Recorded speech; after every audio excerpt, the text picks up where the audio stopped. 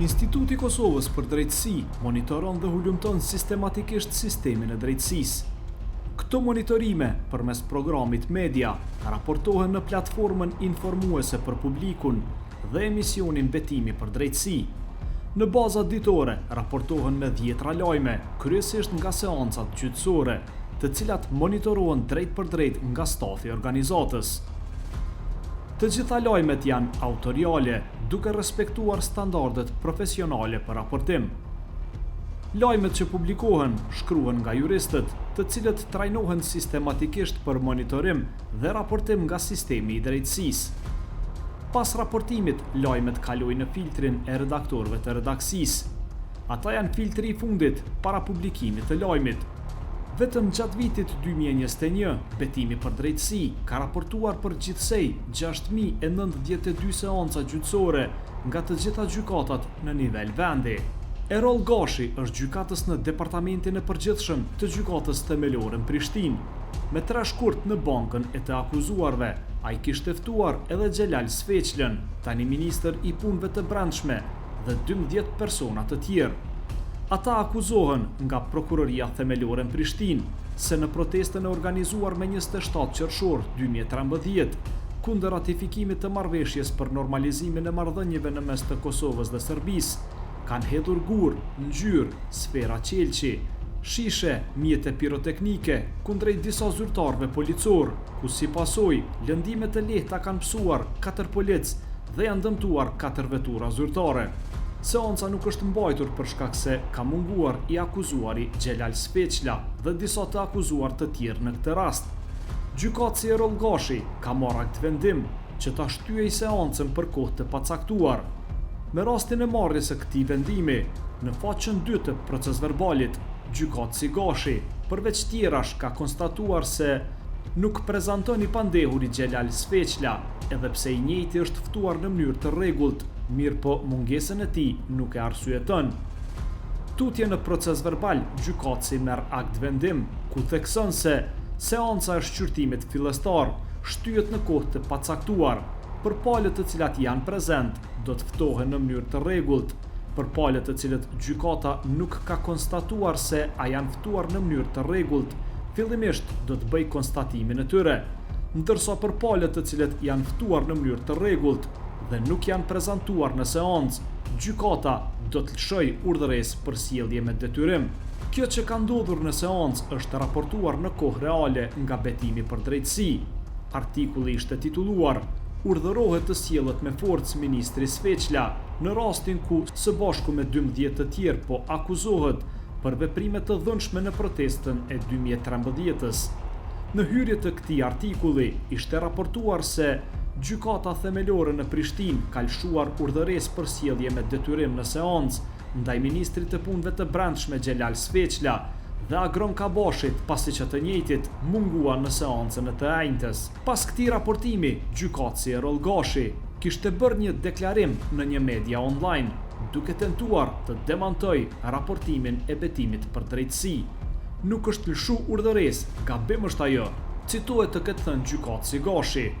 Sipas këtij raportimi, gjykatësi Erol Gashi parafrazohet duke thënë se në këtë seancë ai ka konstatuar në proces verbal që personat mungojnë dhe nuk e kanë arsyetuar mungesën e tyre. Tutje sipas gjykatësit, pasi është konstatuar kjo, gjykata ka kërkuar që të verifikohen adresat e tyre dhe të ridërgohen ftesat edhe një herë. Po ashtu, ky raportim nënvizon se gjykatësi ka sqaruar se ka thënë në seancë që në rast se në seancën e radhës të pandehurit nuk paraqiten në sallën e gjyqit, atëherë ai do të obligohet të lëshojë urdhrin për sjelljen e tyre me forcë. Nëse bin arsyetimet që nuk kanë mundur me u paraqit janë me COVID-19 ose diçka, edhe ajo e arsyeton faktin mos me lëshu urdhresë. Përndryshe, deri në momentin kur do të caktoj seancën, nëse nuk paraqiten arsyetimet për mos prezencë në seancë, do të lëshoj urdhresën për sjelljen me detyrim, citohet gjykatësi Gashi. Pas këtij prononcimit gjykatësit Erol Gashi ka reaguar redaksia e Betimit për Drejtësi, duke e quajtur të pavërtet deklaratën e tij. Hyrie Mehmeti është redaktore përgjithëse në redaksin Betimi për Drejtësi. Ajo thot se e vërteta që ka ndodhur në këtë seancë dhe përmbajtja e aktvendimit të nxjerrë sipas ligjit është raportuar me saktësi dhe profesionalizëm nga raportuesja në këtë rast. Ne kemi një përparësi shumë në raportimin e lajmeve nga sektori i drejtësisë, se në fakt organizata e ka një profil të juristëve që monitoron edhe raporton prej seancave gjyqësore. Për te kësaj, çfarë do dileme që mundet me u ngrit si në aspektin ligjor, si në praktik, elaborohet edhe sigurohemi që jemi të sakt edhe profesional punën tonë. Stafi joni monitoruese brenda ditës monitoron edhe raporton me 10 seanca, edhe pothuajse me gjithë gjykatësit edhe prokurorët kemi raporte korrekte dhe profesionale, me cilët normalisht respekti është i ndërsjellë.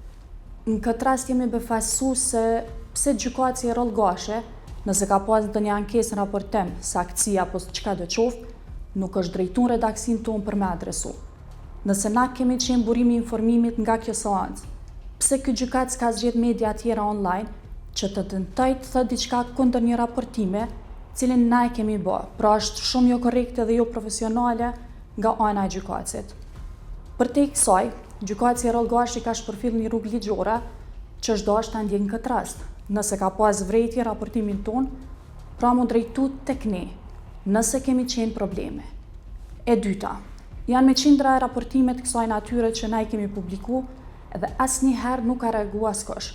Së është raportimi sakt edhe profesional, i bazon veprime procedurale sipas kodit procedurës penale. Cilin do jurist që e pyet se nëse një seancë gjykatësi konstaton se palë kanë pranuar ftesa në mënyrë të rregullt edhe nuk e kanë arsyetuar mungesën e tyre, automatikisht nxirret aktvendim për atë person që në seancën e radhës ta sjellën me detyrim. Kjo ka ndodhur rastin e tani ministri Xhelal Sfeqla, e që evidenton proces verbal edhe dëshmohet me audiencizim. Pra gjykatësi në këtë rast ka konstatuar se ministri Sfeqla e ka pranuar ftesën me rregull edhe nuk e ka arsyetuar mungesën, e sipas ligjit ka vendosur që për seancën e radhës me sjell me detyrim. Kjo është çka kemi raportuar na. Në bazë të reagimit gjykatësit, ai nuk ka lëshuar urdhëresë. Ky reagim është shumë i çuditshëm edhe shumë indikativ që na e kemi të vështirë më shpjegu se pse ka ndodhur.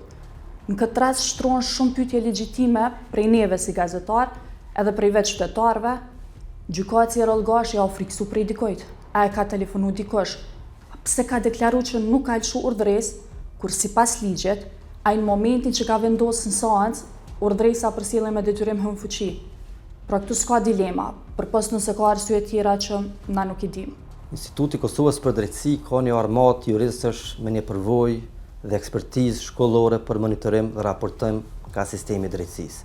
Përbes, kur më kanë dërguar kolegët lajmin me titull "Gjyqtari demanton mediat, mohon se ka urdhëruar arrestimin e Xhelal Sfeqlës", thash me vete, mos rastësisht ka ndonjë lëshim, sepse jemi njerëz dhe gabimet edhe mund të ndodhin. E lexuar reagimin dhe redaksia më ftuan ta verifikojmë raportimin ton. Ekipi siguruan procesverbalin dhe audiencizimin e seancës dhe filluam të analizojmë. Kësaj dhan përgjigje që ne kemi të drejtë, por nuk arritëm me shpjegu reagimin e gjykatësit gashi. Vërtet është shumë e nevojshme me kuptu se çka e ka shty gjykatësin me reagu, sidomos kur në një farforme një dham mbështetjen që ka vendosur sipas ligjit dhe drejt. Pavarësisht sa bëhet fjalë për ministra, për njerëz të fuqishëm, njerëz publik, por fatkeqësisht kjo nuk është se gjatë dhe kjo pa mos na zhgënjeu. Qysh ka mundësi që në gjykatës mos me njoft rregullat bazë, me bë një ankesë ndaj një raportimi apo ndaj një shkelje që eventualisht mundet ta bëjë një gazetar apo media. Qysh ka mundësi që raporton betimi për drejtësi, kurse gjyqtari flet për media tjera me demantu lajmin e betimit për drejtësi. Pra, as pak etike, as pak profesionale për një gjykatës që ndon drejtësi. Sidoqoftë për një jurist, lera me një gjykatës është çështje elementare, është bazike se si interpretohen dispozitat ligjore të kodit të procedurës penale. Neni 307 i kodit procedurës penale e përcakton në mënyrë të qartë se kur i pandehuri nuk paraqitet në seancë, nuk e arsyeton mos prezencën e tij, nuk i lën hapësirë tjetër gjyqtarit veçse të lëshoj urdhëresë për sjellje me detyrim përmes urdhërarrestit. Andaj, gjyqtari në rastin Kutën Sfeqlës ka vendosur drejt, e ka zbatuar ligjin. Redaksia e betimit për drejtësi në reagimin publik, reagimin e gjykatësit e rollgashi e ka quajtur të pavërtetë.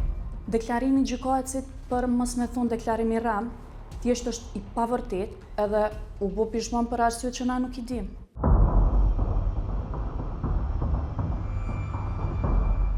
Në akt vendimin e lëshuar nga vetë gjykatësi Erol Gashi, qartazi shihet se ka lëshuar urdhëresë për sjellje me detyrim ndaj ministrit Xhelal Sfeqla. Sfeqla ishte një ndër të pandehurit i cili kishte pranuar ftesën në mënyrë të rregullt dhe mungesën në seancë nuk e ka arsyetuar. Për të pandehurin Sfeqla, gjykatësi Gashi në seancë nuk ka thënë se do t'i verifikohet adresa, por për të ka konstatuar se do të urdhërohet sjellja me detyrim.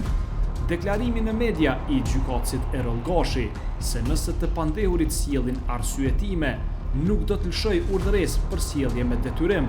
Po ashtu nuk është i vërtet dhe kjo është vërtetuar sipas procesverbalit. Pretendimi i gjykatësit jashtë seancës përmes deklarimeve në media se nuk është e vërtet se ka lëshuar urdhër për sjellje me detyrim ndaj Sfeqlës në kohën kur ka vendosur një të tillë në seancë, nuk njihet as në kodin e procedurës penale. Neni 307 i këtij kodi përcakton se kur i akuzuari i thirrur me rregull nuk paraqitet në shqyrtim gjyqësor dhe nuk e arsyeton mungesën, gjyqtari i vetëm gjykues ose kryetari i trupit gjykues për të akuzuarin lëshon urdhër arrest. Kodi i procedurës penale nuk ka lënë mundësi tjetër, nuk ka lënë mundësi për veprime tjera për gjyqtarin përveç se ato veprime që i ka ndërmarrë, që në proces verbal të lëshoj akt vendim dhe të përcaktoj për të lëshuar urdhër arrest për sjellje me detyrim ndaj secilit i cili nuk është përgjigjur, domethënë ftesës së rregullt të gjyqtarit. Në anën tjetër, ky kod po ashtu parasheh që në rrethana të caktuara të bëj revokimin e urdhër arrestit të përcaktuar në akt vendim sipas proces verbalit.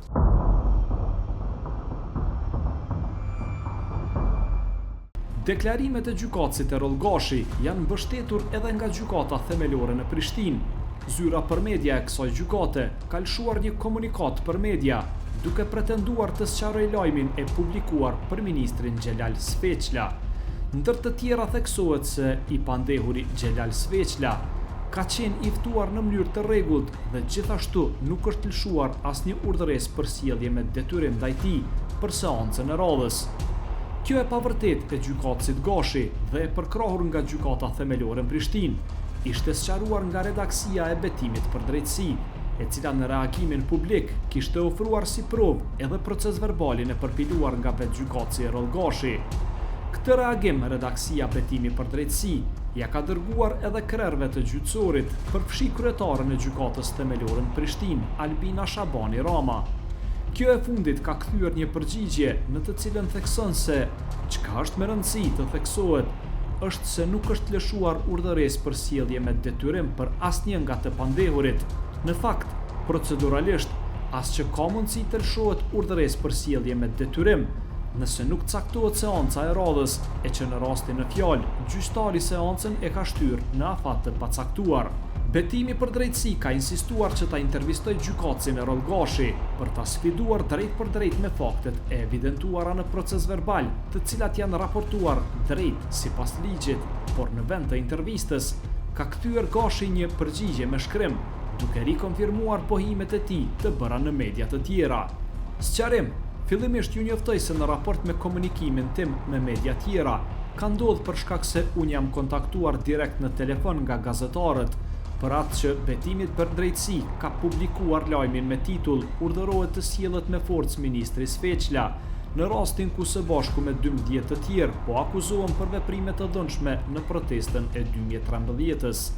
Andaj, ajo që unë kam deklaruar dhe kam demantuar këtë lajm është e saktë, pasi që gjykata me datën 3 shkurt 2022 për askënd nuk ka lëshuar kurfar urdhërese për sjellje me detyrim. Procesverbali i 3 shkurtit sqaron shumë qartë veprimet e gjykatës, ashtu që për shkak të mosplotësimit të kushteve për mbajtjen e shqyrtimit fillestar, kjo seancë është shtyrë në kohë të pacaktuar, e që në rastin në fjalë gjykata vetëm ka sqaruar se si do të veproj, pasi ta caktoj seancën e radhës, por që fillimisht do të bëj konstatimin për 2 nga të pandehurit për të cilët kanë munguar flet dërgesat, se a janë ftuar në mënyrë të rregullt apo jo. E pastaj, pasi do ta caktoj seancën, gjykata do të ndërmarrë veprime procedurale, ashtu që për palët që kanë prezantuar në seancë do t'ju dërgoj ftesa të rregullta, ndërsa për palët që janë ftuar në mënyrë të rregullt dhe nuk janë prezantuar në seancë, do të lëshohet urdhëresë për sjellje me detyrim. Kuptohet nëse deri në momentin kur caktohet seanca e radhës nuk e arsyetojnë mungesën e tyre, çka do të thotë se nuk është lëshuar urdhëresë siç është raportuar në portalin tuaj. Pastaj një konstatim i tillë, i cili edhe e ka demantuar publikimin e betimit për drejtësi, është edhe reagimi i kryetarës së gjykatës themelore në Prishtinë, zonjës Albina Shabani Rama, me 3 shkurt 2022 përmes faqes zyrtare të gjykatës themelore në Prishtinë, e pastaj ka pasur edhe nga të pranishmit në seancë, që në debate televizive kanë demantuar publikimin e juaj me titull të lartcekur. Për Rehat Miftaraj nga IKD, sjellja e gjykatësit në këtë rast mbetet e çuditshme dhe e pakuptueshme, por edhe më e çuditshme është sjellja e kryetarës së gjykatës. Disa herë kam lexuar këtë përgjigje dhe ende nuk kam arritur me kuptu si është ka mundësi një kryetar e gjykatës, me gjithë respektin për të, që të ketë probleme elementare në njohjen e ligjit. Po flasim për abetaren e juristëve penalist, të cilët duhet ta dinë se në asnjë rrethon caktimi i seancës së ardhshme nuk është kusht për lëshimin e urdhërestit apo sjelljes me detyrim. Po du me besu që në këtë rast kryetarja e gjykatës kanë katëruar dispozitat dhe ka bërë interpretim të gabuar pa qëllim, sepse në të kundërtën kjo do të ishte qesharake dhe për më tepër shumë shgënjyese.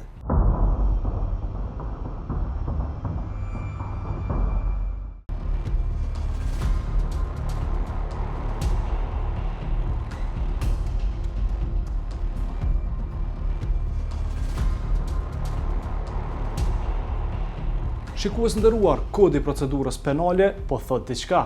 Akt vendimin proces verbal po thot diçka. Audio incizimi i seancës po thot diçka.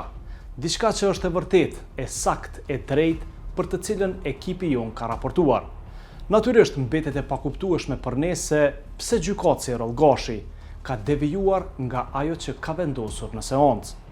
Personalisht, por edhe shumë persona të tjerë e kemi shpërndarë në rrjetet sociale lajmin se ministri Xhelal Sfeqla e ka injoruar gjykatën, duke mos marrë pjesë në seancë, duke mos dhënë asnjë arsyetim për mungesë, edhe pse ka qenë i ftuar me rregull, duke e vlerësuar si veprim të ligjshëm dhe të drejtë të gjykatësit. Por tutje se kush ka bërë se hire, nuk e di, po presim ndetet në vazhdim. Gjykatësi Erroll Gashi duhet me dhënë shpjegim publik se pse i ka ra pishmën dhe pse i kanë rru fjalët. Fjalët ndryshe i ka qit në proces verbal, ndryshe ja u ka interpretu medjave.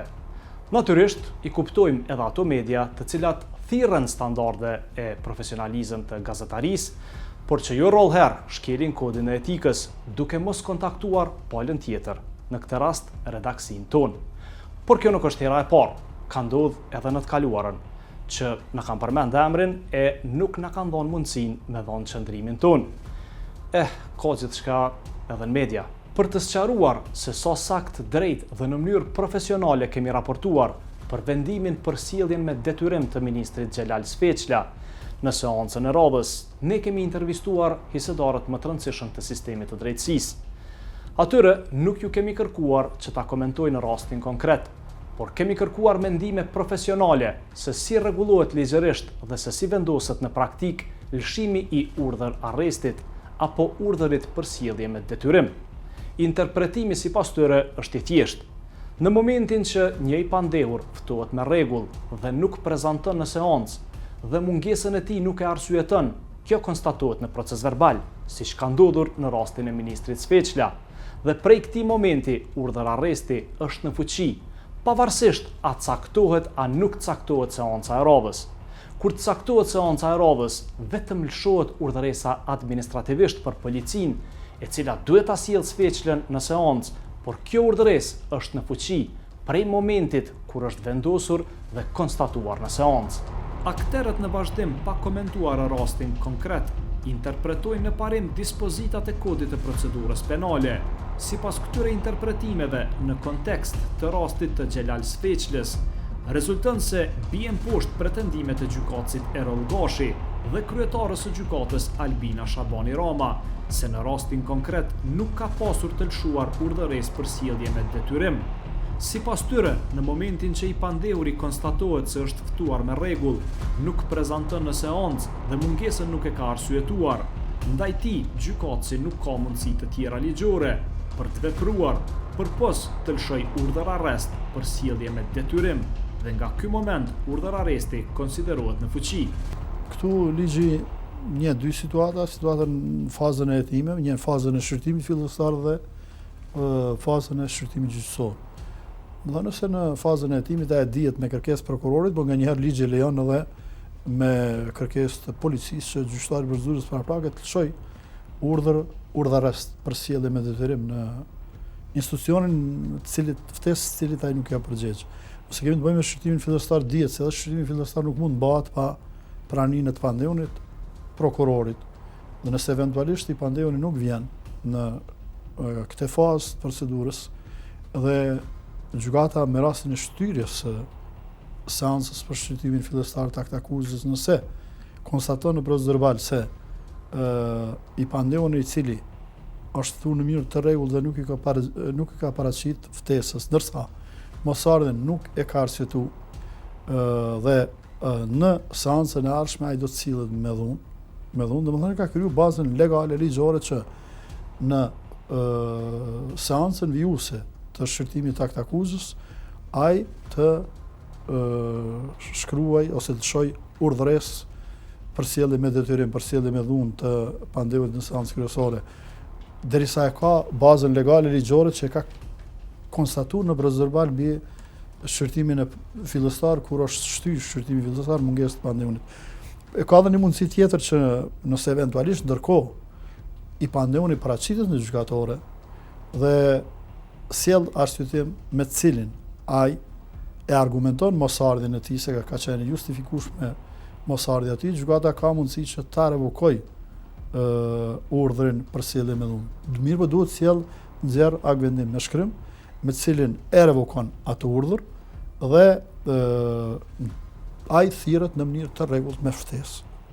Në fakt, konstatimi proces verbali është dokument zyrtar dhe me konstatimin se në proces verbal duhet konstatohet në mënyrë të qartë se ndaj kujt po lëshohet ky urdhër arrest, se për çfarë arsye po lëshohet dhe gjithsesi duhet përcaktuar edhe data, ora se kur duhet të sillet ky person në seancën e ardhshme.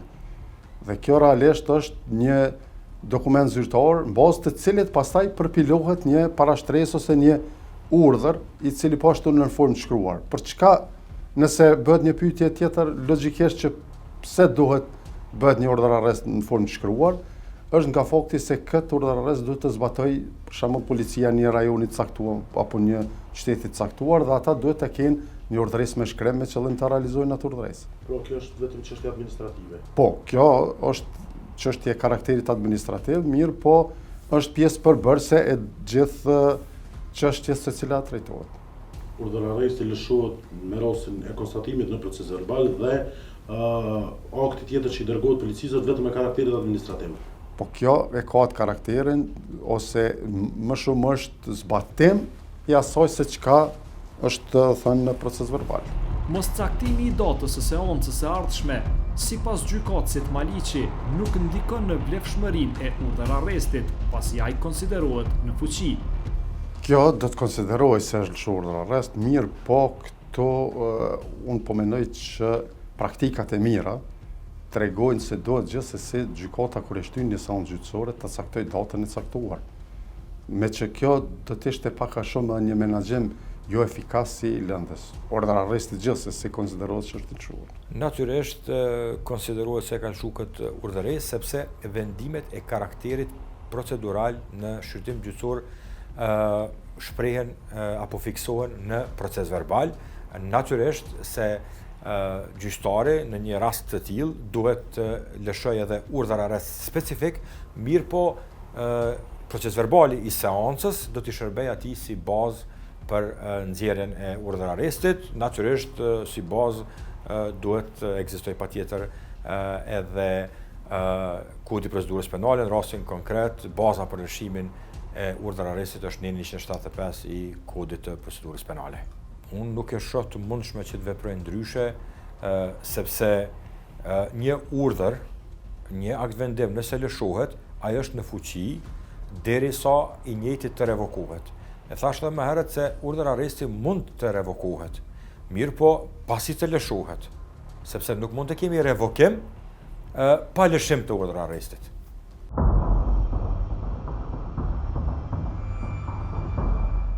Feyzullah Hasani, ish kryetari i Gjykatës Supreme, njëherë është profesor i së drejtës penale, vlerëson raportimin nga seanca ku ishte ftuar ministri Xhelal Sveçla.